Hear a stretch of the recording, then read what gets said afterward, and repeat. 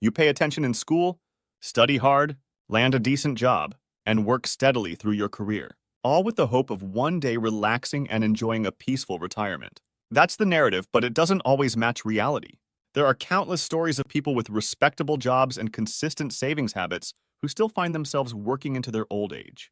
This doesn't even touch on those who never had the chance for higher education or a stable career. Recent reports suggest that less than 30% of American workers are on track to retire at all, with even fewer expecting a comfortable retirement. I know this might be tough to hear, but several significant factors today are keeping many young people in the workforce indefinitely. This is even before considering the massive disruption caused by the COVID-19 pandemic, which has further widened the financial gap between the younger generation with fewer assets and less stable jobs, and the older generation, which tends to be more financially secure. You might think you're an exception. You contribute to your 401k, save conscientiously, and invest in the stock market. That's commendable, but there might still be some concerning news for you. Several issues, including housing, the stock market, and broader economic conditions, might threaten the usual assumptions about continuous growth. Let's start with housing. For most workers in the USA, affording a home has become a major challenge. Even high earners from top universities, working in sectors like investment banking or big tech, often move to areas with high living costs, like New York, Chicago, or San Francisco. The average age for buying a first home in 2019 was 34, with young buyers often opting for smaller apartments or townhouses instead of traditional family homes, not out of preference but due to affordability. This is a crucial point, as owning a home can lead to financial security. It eliminates rent expenses, and mortgage payments build equity. Once the mortgage is paid off, you have a place to live with minimal ongoing costs, making retirement savings or pensions stretch further, especially compared to those needing to cover rent.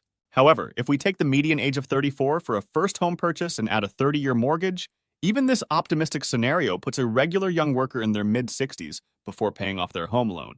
This assumes no upgrades or renovations that would increase the mortgage. The situation is complicated further by the housing affordability crisis, which not only pushes up real estate prices, but also diverts investments from productive assets that could sustain retirement. The inflation of all asset markets adds another layer of complexity. For example, consider shares as money-making machines through dividends. If the price of shares increases significantly while dividends remain constant, it becomes increasingly difficult for an average worker to accumulate enough assets to fund retirement.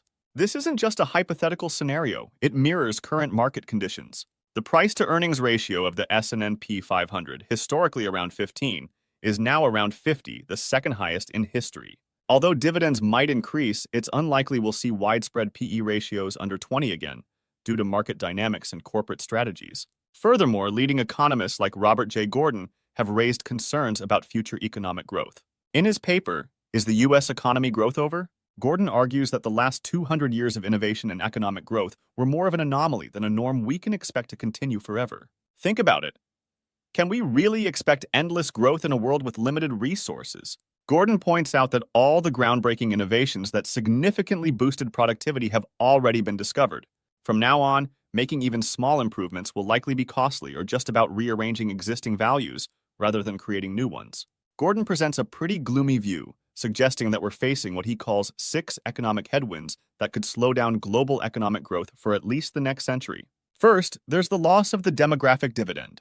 The economy got a big boost when women started joining the workforce from the 1960s to the 1990s. But now that's just normal, and we can't double the workforce again, unless we push people to work into their old age.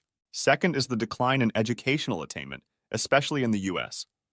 Education's getting pricier, less effective, and often doesn't meet the modern workforce's needs. A college degree just doesn't hold the same value it did 50 years ago, both for individuals and the economy. Third, we're dealing with rising inequality. It's a sensitive topic, but Gordon tackles it pragmatically.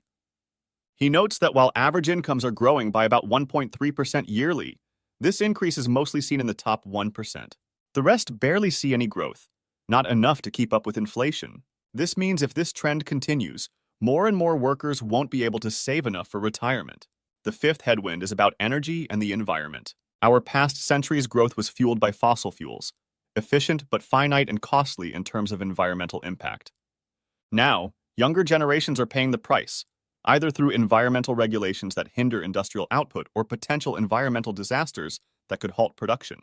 The last headwind is the ever-increasing debt, household, government, corporate. It's been rising steadily, and eventually it has to be paid back. This means governments might raise taxes while individuals and businesses might have to cut back on spending. If you're already on a tight budget, you might find yourself cutting back on retirement savings. Gordon does suggest a possible solution for these challenges. You can probably guess what it is. Yep, raising the retirement age. So if you're still optimistic about making millions overnight, more power to you. I might just have to try harder next time to bring you back to reality. So that's it for today. If you found this video informative, please like, subscribe, and share. And don't forget to stay informed and engaged with updates on finance, business, and technology.